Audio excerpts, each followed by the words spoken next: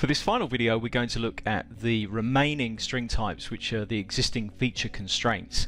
And for the application of those particular types, we're going to be using the Prince's Highway.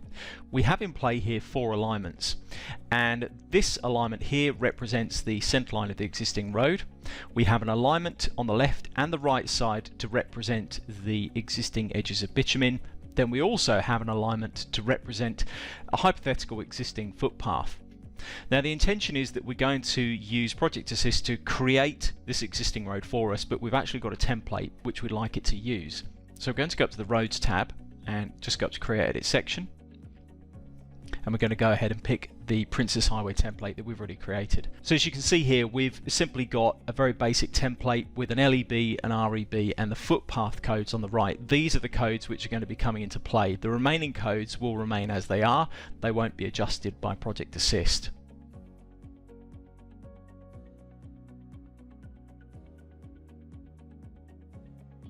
So the AI has determined that those particular alignments should become part of the existing feature constraint types. So if we have a look at the pull down here for the Prince's Highway, you'll notice that we have 3 different types. All of these types are actually going to be used for this example. Existing no design, this basically means that the software is going to apply a template if we choose, and then drape or assign all of the elevations onto the existing surface for us.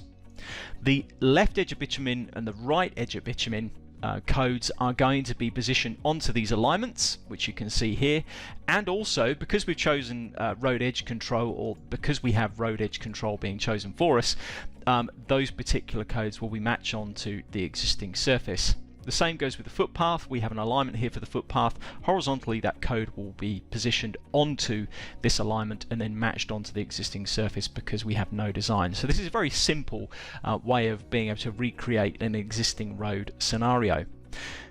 Let's click Confirm.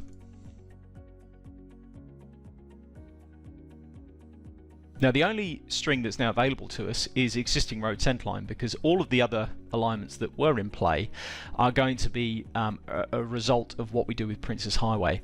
So we've checked here, set up road string as existing, i.e. match it to the existing surface, then apply my template and use a sample rate of 10. This means that it's going to go ahead, create the road. With variations, it will then manage the left edge, the right edge and the footpath codes, matching them onto the alignment horizontally and then using the existing surface for its elevations. Just one other thing though, we've got a connection here between Islet Street and the Prince's Highway. What will happen here is, because there are 2 road strings connecting, the software is going to apply 10-meter radius values to these curb returns for us. Let's click Compute. We're going to give this a name and click OK. So the process has now been completed. Let's now have a look at the model in Model Viewer just to get some context as to what exactly has happened. So as we can see here, due to the fact that everything has been matched onto the existing surface, we don't have the best sort of road shape going on with respect to crossfalls. But the intention was that we would match onto the existing surface, so the software has done that. And to visualize this further, we're going to right click over the centerline of the road and display a cross section.